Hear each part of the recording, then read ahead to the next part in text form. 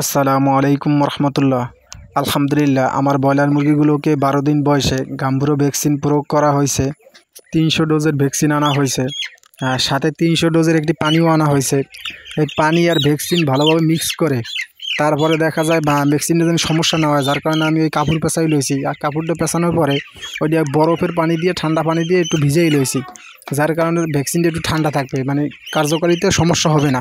দেখা যায় অনেক সময় হাতের গরম পাইলে ভ্যাকসিনের কার্যকারিতা কমে যাওয়ার সম্ভাবনা থাকে। ভ্যাকসিনটি প্রয়োগ করার নিয়ম হলো প্রত্যেকটা মুরগির এক চোখে 1 ফোঁটা করে দিয়ে দিতে হয়।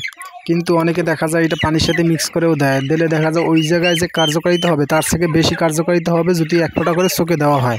আর পানির সাথে দিলে ওইটার থেকে মানে বেস্ট হলো 2টা ভ্যাকসিন, অন্ততপক্ষে 6 দিন বয়সের যে ভ্যাকসিনটা আর হইলো 12 দিন বয়সের, এই 2টা যদি চোখে দেওয়া যায় তাহলে মুরগির জন্য অনেকটা ভালো হয় আর কি।